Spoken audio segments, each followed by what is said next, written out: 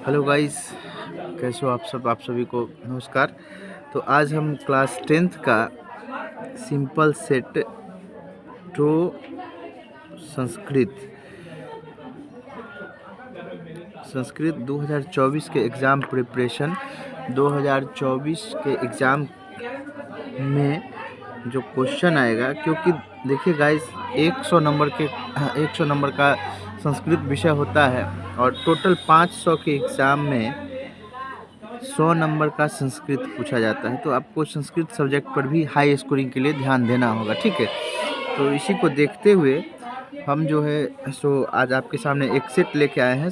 100 number का question है ये, जिसमें आपको 100 क्वेश्चन ऑब्जेक्टिव का है, जिसमें आपको 50 ऑब्जेक्टिव बनाना होता है। तो आपको 100 नंबर में 50 नंबर ऑब्जेक्टिव के माध्यम से आएगा, इसीलिए ध्यान दीजिए। ऑब्जेक्टिव पर चलते हैं। पहला क्वेश्चन है, पटना नगर की पालिका देवी कौन है? आंसर होता है, इसका सही ऑप्शन है पटन देवी, ठीक है। कौमुदी महोत्सव किस ऋतु में मनाया जाता है? शरद ऋतु में, ठीक है। कौमुदी महोत्सव किस ऋतु में मनाया जाता है? तो शरद ऋतु में। एशिया महादेश का सबसे बड़ा सेतु कौन होता है? तो गांधी सेतु, ठीक है। यूनान का राजदूत कौन था? यूनान का ऑप्शन है मेगास्थनीज, वेनसांग, फाहियान, इतिसिंग।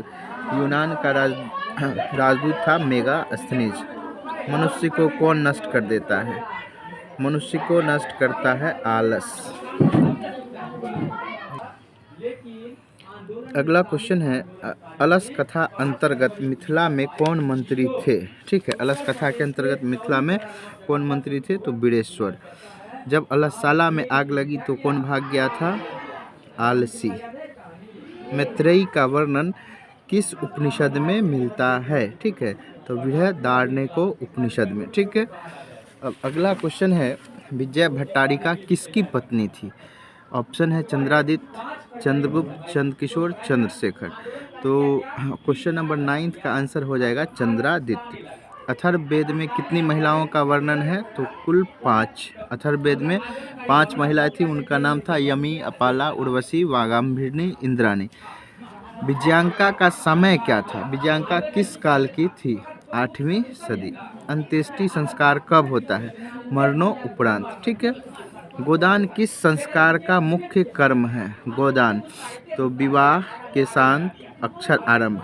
ऑप्शन क्या हो जाएगा? अक्षर आरंभ। भारतीय जीवन में किस काल से संस्कारों का महत्व चला आ रहा है? आधुनिक काल, मध्यकाल, प्राचीन काल। और तो इसका सही ऑप्शन होगा प्राचीन काल से, ठीक है। तो क्या है ऑप्शन? प्राचीन काल सही आंसर है। लक्ष्मी किस प्रकार के व्यक्ति के पास आती है? बलवान के पास, ज्ञानवान के पास, धूर्त के पास, उद्योगी के पास। तो लक्ष्मी जो है ऑप्शन सही देखिए, उद्योगी मतलब मेहनती लोगों के पास आती है, ठीक है। भिखन टोला किस प्रांत में है? बिहार, उत्तर प्रदेश, राजस्थान, मध्य प्रदेश। सही ऑप्शन है बिहार। राम प्रवेश राम ने किस परीक्षा में विश्वविद्यालय में प्रथम स्थान प्राप्त किया था?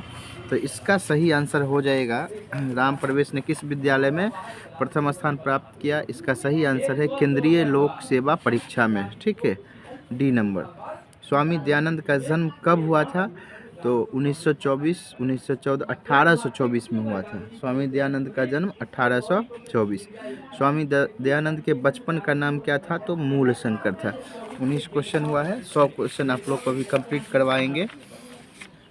और संस्कृत से अगर आप लोग 50 में 50 ऑब्जेक्टिव या एक आध 2 नंबर कम होता है तो कोई फ़र्क नहीं, तो हाई स्कोरिंग में आपको ये काफ़ी सहायता प्रदान करेगा।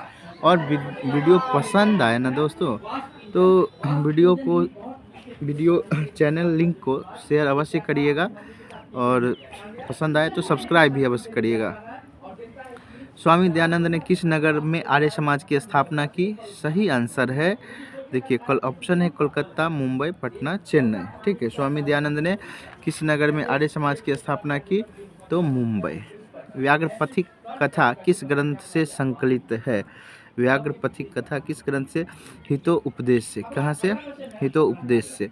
दान किसको देना चाहिए? धनी को, दरिद्र को, बूढ़े को, लाचार को? दरिद्र को। सही ऑप्शन क्या है? दान दरिद्र को, ठीक है। पथिक स्नान करने कहाँ गया था? अगला क्वेश्चन है, तो तालाब में। कहाँ गया था? तालाब में। दुख का विषय क्या है? भांति, शांति, क्रांति, अशांति। तो अशांति। शांति किससे स्थापित होता है? अपकार, परोपकार, स्वार्थ, क्रोध। तो शांति स्थापित होता है दोस्तों परोपकार से। भारतीय दर्शन का मूल तत्व किसे माना जाता है? तो शांति को। भारतीय दर्शन का मूल तत्व किसे माना जाता है? शांति को। महान से महान क्या है? तो आत्मा। ठीक है। यह संपूर्ण संसार किसके द्वारा अनुशासित है? आत्मा, परमात्मा, साहित्य। यह संपूर्ण संसार किसके द्वारा अनुशासित है? देख लीजिए, सही इसका आंसर हो जाएगा परमात्मा। सत्यमेव जयते किस उपनिषद का मूल मंत्र है? ईशावास्यो उपनिषद, बृहदारण्यको उपनिषद, मुंडको उपनिषद और कंठो उपनिषद। ठीक है, तो इसका सही आंसर है मुंडको उपनिषद। किस देश में देवता बार बार जन्म लेना चाहते हैं? ठीक है, तो सही आंसर भारत होगा। हमारी भारतीय धरा कैसी है? हरी भरी, ऊंची नीची, विशाल विशाल है। स्वर्गा अपवर्गा अस्पद मार्गभूत देश कौन सा है? तो भारत। ठीक है। नरक के कितने द्वार हैं? नरक के 3 द्वार हैं, जिससे व्यक्ति का नाश हो जाता है। प्रियवादी पुरुष कैसे होते हैं? दुर्लभ, अनुपलब्ध, सुलभ और अलभ। तो सुलभ। अपना और पराया की गणना कौन करते हैं? लघु चित्त वाले। ठीक है। काम, क्रोध और लोभ किनके द्वार हैं? नरक के। रामायण पाठ के रचनाकार कौन है? ऑप्शन हो जाएगा इसका सूरदास है, वाल्मीकि, वेद व्यास, कालिदास। ठीक है। रामायण पाठ के रचनाकार कौन हो जाएंगे? मेरे हिसाब से वाल्मीकि हैं। ठीक है, और यही सही आंसर है। मंदाकिनी वर्णन पाठ में राम किसको मंदाकिनी नहीं दिखा रहे हैं? तो देखिए, सीता तो उनके साथ ही दिखा रहे थे, लक्ष्मण को भी लक्ष्मण भी साथ थे, लेकिन विभीषण नहीं थे उस टाइम में। ठीक है, इसीलिए मेरे हिसाब से इसका सही आंसर हो जाएगा विभीषण। मंदाकिनी वर्णन पाठ के कवि कौन है? तुलसीदास, भारवी, वाल्मीकि, कालिदास। मंदाकिनी, तो इसका फिर से वही क्वेश्चन है, वाल्मीकि। मंदाकिनी वर्णन पाठ के वाल्मीकि। मंदाकिनी में कौन स्नान करना चाहता है? तो ऋषिगण। चलिए, अगला क्वेश्चन यहाँ से है, कर्णस्य दानवीरता पाठ किस ग्रंथ से संकलित है? कर्णस्य दानवीरता पाठ किस ग्रंथ से संकलित है?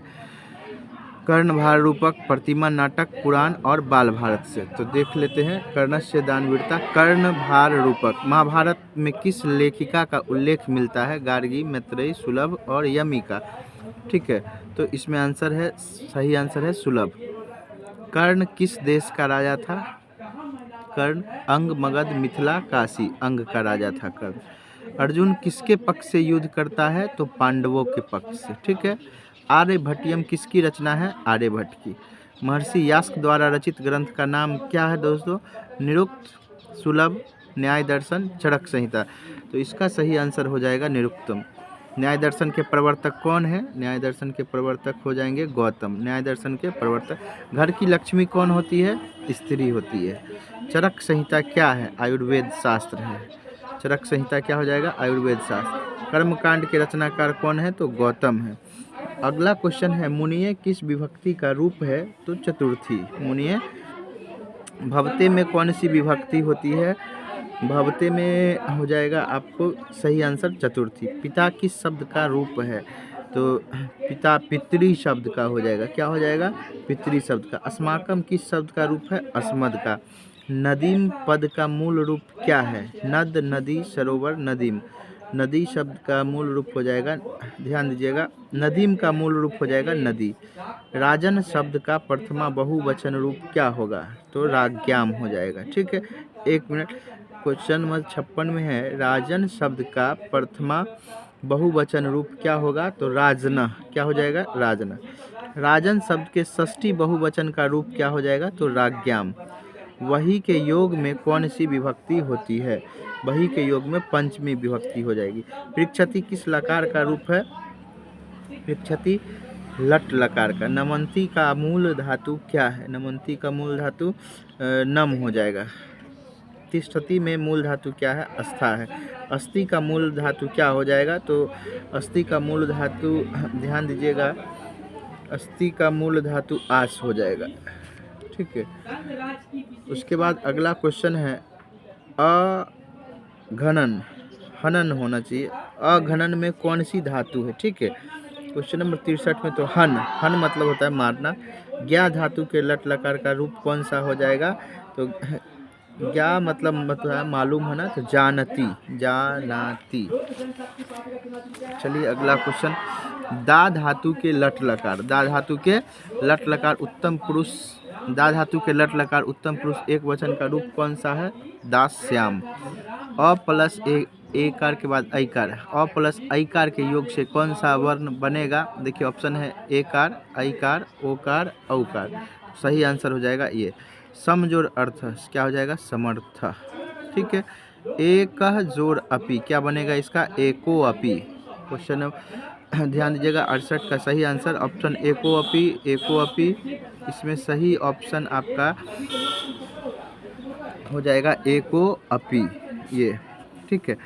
महेंद्र शब्द का संधि विच्छेद क्या होगा? महेंद्र शब्द का महाजोड़ इंद्र, महाजोड़ इंद्र ये हो जाएगा डी नंबर। ठीक है। उन्मुख उत्तजोड़ मुख, उत्तजोड़ मुख ये सी नंबर हो जाएगा। ठीक है। सत्यमेव में कौन सी संधि हुई है? सत्यमेव में कौन सी संधि हुई है? स्वर संधि, विसर्ग संधि, व्यंजन संधि। तन मध्य में कौन सी संधि हुई है? तो व्यंजन संधि। प्रति उपसर्ग से कौन सा शब्द बनेगा? देखिए यहाँ पे परिवर्तते, प्रतीक्षते, उपदिशति, उत्तरति। क्वेश्चन नंबर 73 का सही आंसर है प्रतीक्षते। अति उपसर्ग से कौन सा शब्द बनेगा? अति। तो ध्यान दीजिएगा यहाँ पे अति ऋच्यते, प्रतीक्षते, अभिजानति। तो इसमें उपसर्ग है एक, पहले ऑप्शन हो जाएगा। अभिज्ञानम में कौन सा उपसर्ग हो जाएगा? अभि। परांग मुख में कौन सा उपसर्ग हो जाएगा? ध्यान दीजिएगा परांग मुख में कौन सा उपसर्ग? परामुख, परा हो जाएगा। उपसर्ग का मतलब होता है कि वह शब्दांश जो किसी शब्द के आगे जुटकर, ठीक है, अर्थ में परिवर्तन लाता है। किस शब्द में पर उपसर्ग नहीं है? तो ध्यान दीजिएगा प्रेरणा, प्रचार, प्रेम, प्रभार। ठीक है। इसमें प्रेरणा। ठीक है। दुर्गम में कौन सा उपसर्ग होगा? दुर्गम में उपसर्ग हो जाएगा दूर। दात्री शब्द का, दात्री शब्द में कौन सा स्त्री प्रत्यय पूछ रहा है दोस्तों? दात्री शब्द में इंगिप हो जाएगा। ठीक है। गौरी में कौन सा प्रत्यय हो जाएगा?